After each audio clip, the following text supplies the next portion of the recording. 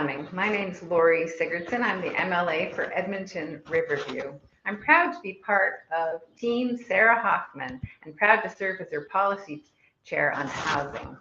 Before we begin, I want to recognize that we are gathered today on Treaty 6 territory, home of the Cree, Blackfoot, Dene, Nakota Sioux, Saulteaux, Iroquois, and traditional homelands of the Métis.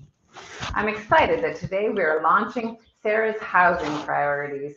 As the former Minister of Seniors and Housing and the NDP opposition critic for housing, I'm excited about her plan. It builds on our party's track record of success on this important file. I'm also excited by Sarah's continued commitment to housing as a central issue in her campaign.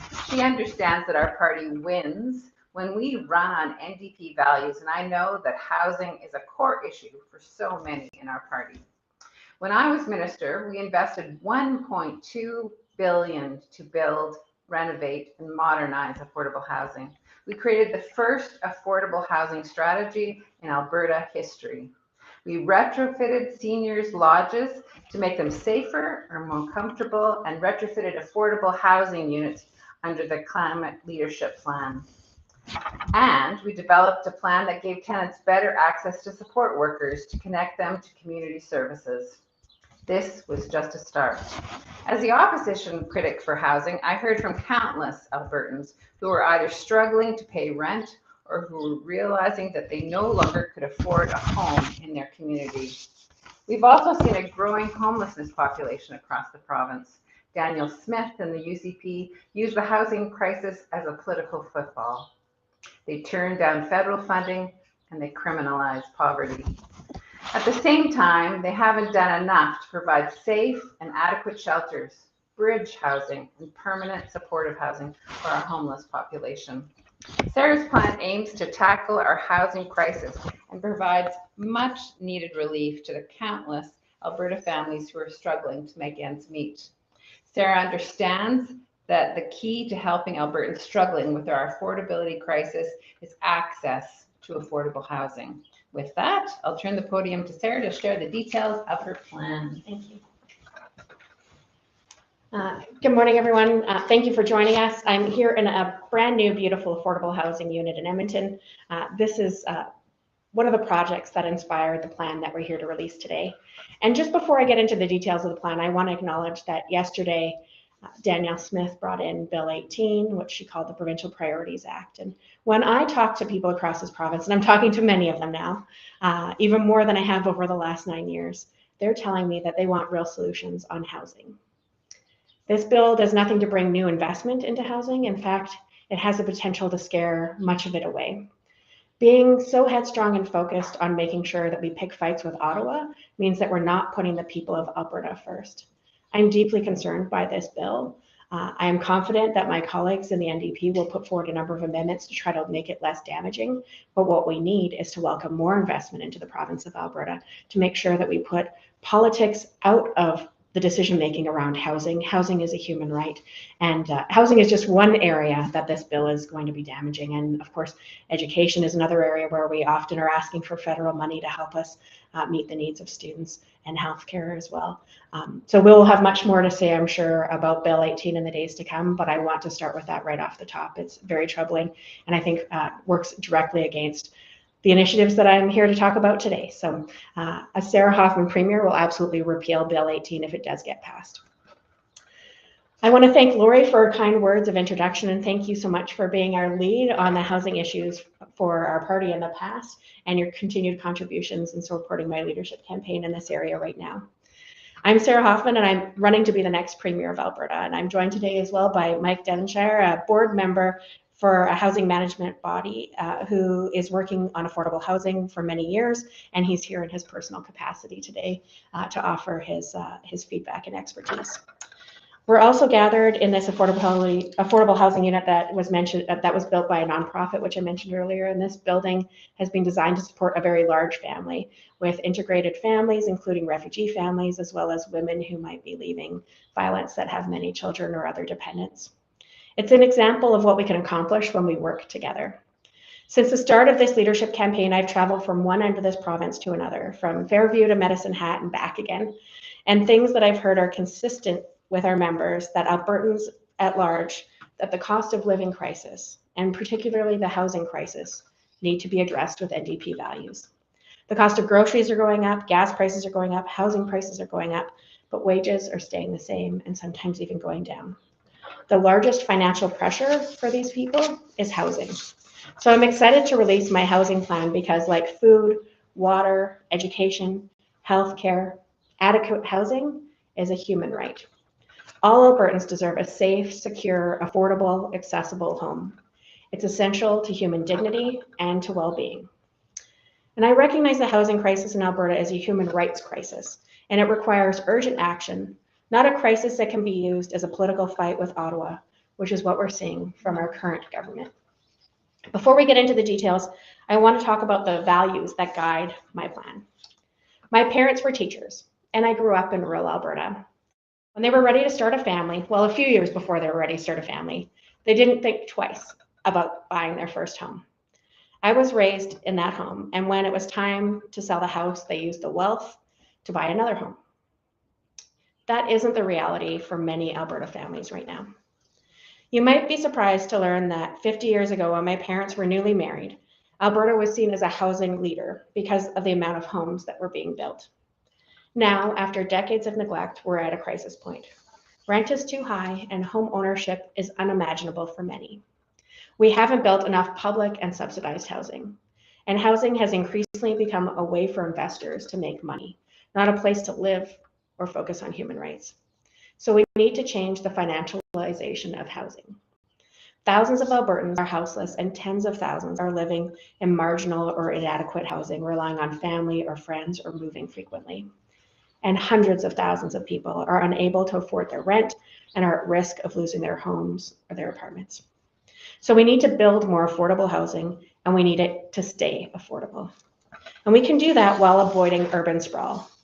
We must ensure that new housing is built for all families.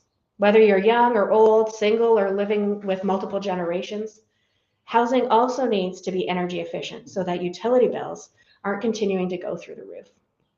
We need to make sure that new housing and renovated housing addresses the need to lower our carbon footprint. So how do we do this? Well, first we need to build more housing, and we can do this by working with all orders of government to open more land for housing. We need to offer low-cost and no-cost loans to developers to ensure that 1/3 of their units are non-market affordable housing or permanent supportive housing. 1/3 are below market, and no more than 1/3 are at market. And we need to work with and incentivize municipalities to reduce permitting timelines and bring in zoning that promotes density. But we can't just leave this all up to developers. We also need to engage nonprofit, co-op, and public housing management bodies. And we need to make sure that these bodies have access to public land so they can continue to provide low-cost, affordable housing. So to coordinate this work, I will reestablish a Ministry of Housing that leverages relationships with the community and all orders of government.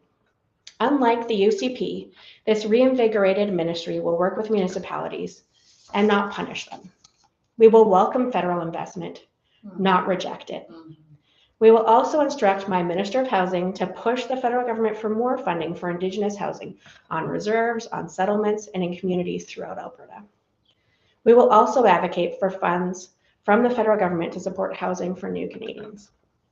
Conservatives desperately want us to use immigration to divide us, and I want to make sure that everyone has a safe, affordable home they can be proud of.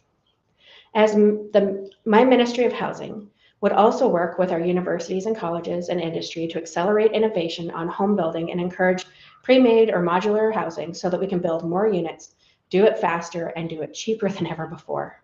I will task my minister to meet with pension funds and philanthropic organizations to support this work.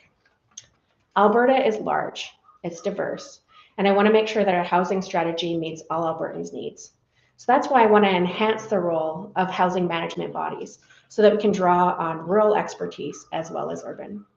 I want to make sure that there is affordable housing for frontline and essential service workers in rural Alberta, and in particular in tourist areas where housing prices have skyrocketed during the pandemic. I also want to engage nonprofit partners with Alberta's diverse cultural communities so that housing meets everyone's needs. This means ensuring that funding formulas for public housing are structured to allow adaptations in the size to accommodate large and extended families.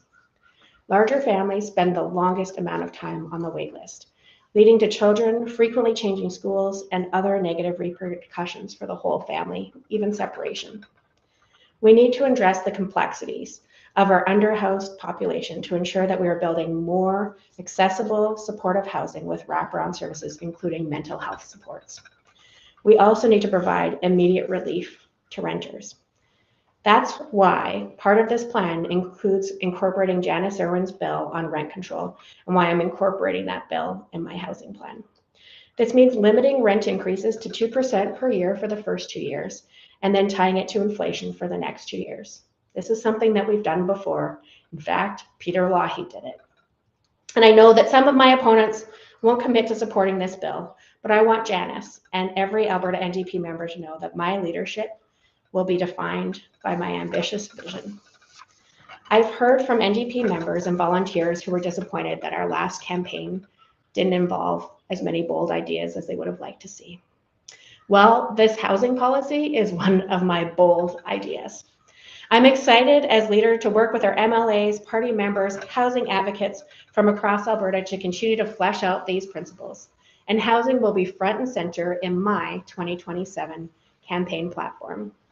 Under my leadership, we will present Albertans an alternative vision for government, and it will be a vision that puts Alberta families first, a vision that focuses on health, climate, and housing.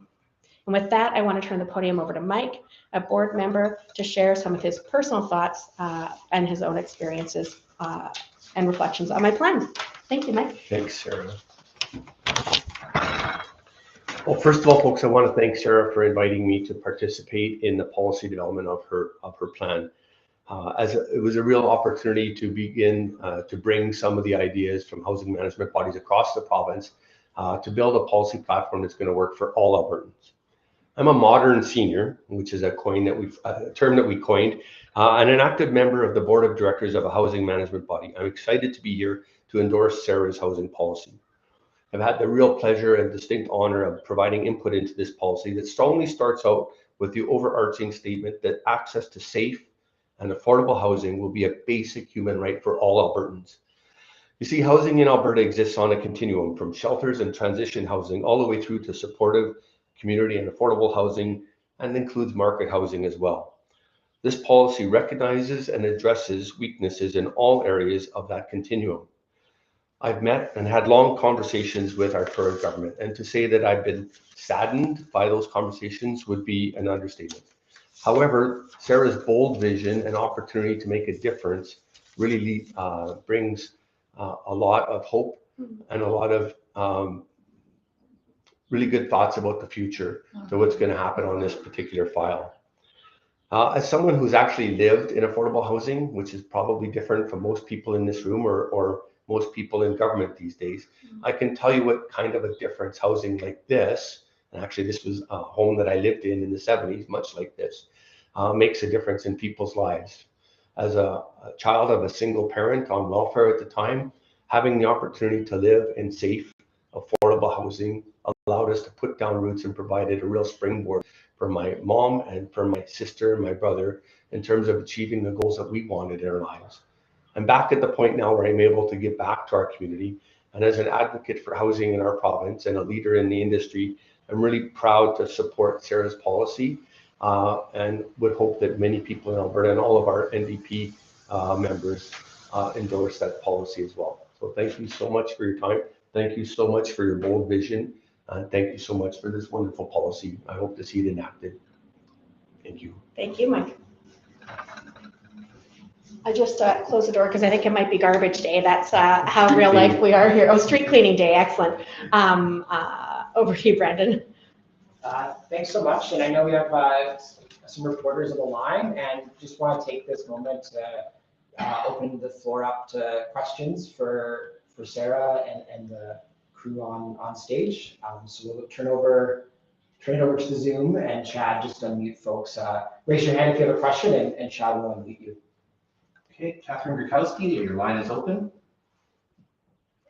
So going back to that housing as a human right. Yeah. I'm wondering, with the plan, do you have any kind of timeline to end houselessness? Thanks so much for the question. I've had many conversations with many organizations. One has talked about a 10-year plan that requires about $600 million a year for 10 years. So it's bold, it's ambitious. The advocacy that they're offering is very clear. We'll be hopeful that we can actually leverage some outcomes out of the current government over the next 3 years.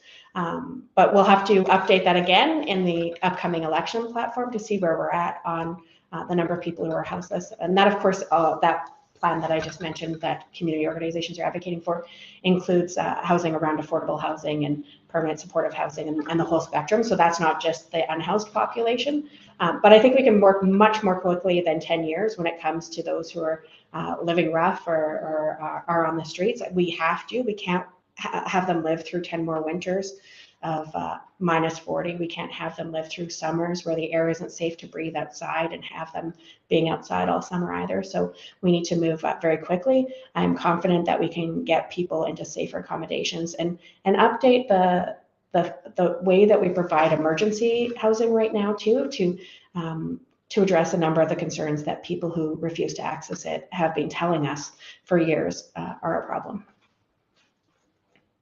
And a follow-up, you had mentioned the energy efficient homes and being able to cut down on utilities. The UCP has used some of those federal requirements to say that this is going to make housing more expensive and slow down the number of units they can build. So what would you say to those criticisms that the greener homes take longer or more expensive? I think everyone deserves to have a home with as low energy costs as possible once they move into that home as well. So investing in it up front is much more cost effective than having to do it 20, 30, or 40 years down the road. So I believe in responsible development. If the government wanted to expedite building, they would put more money into building affordable housing. They would find ways to reduce the amount of time it takes to get land titles and other essential paperwork. And they would make sure that they pushed all partners, all orders of government to free up public land. We know that there are unused school sites. We know that there are many lots in commercial and residential areas that aren't being used. The provincial government could show some real leadership on this instead of trying to make excuses and blame the federal government for the fact that the province isn't investing in housing. I think we all deserve energy efficient, affordable homes to live in. We have time for one more question, Catherine. Oh yeah, absolutely. So you mentioned ending the financialization of housing. I know that's something even Pierre Poilievre has brought up. What would be your plan to end financialization of housing? Yeah, well, part of it has to do with acting immediately around temporary rent increase caps or rent control for these first 4 years. I'm proposing 2 years at 2% and then 2 years at inflation. And during that time, we have to massively invest in public social co-op housing. We need to make sure that we get back to some equilibrium in terms of supply and demand. And we can't count on the free market to get us there. That's what conservative governments have been doing for decades, and it hasn't worked. So we need to have substantial investment in public, social, co-op, nonprofit run housing in partnership with housing management bodies and other organizations to make sure that we get in that 4-year period, the market back into a bit of an equilibrium. And I also want to say that, and I mentioned it briefly in my remarks, one of the things that moved us to rural Alberta, I was born in St. Albert, but one of the things that attracted my parents to working as teachers in rural Alberta was the fact that there was a teacherage available for them, that there was public housing owned by their employer that they could live in when mortgage rates were out of control. And they didn't have to worry about how they're going to pay their mortgage. They could focus on their students. They could focus on raising their family. We need to get back to having more of those investments for essential workers and remote communities in particular. But everywhere in Alberta, we need to make sure that we're investing in affordable housing. So that's one of the reasons why I want to work with housing management bodies to do that. Thanks so much, everybody. That's it for today, and we'll see you at our future announcements. Thank you.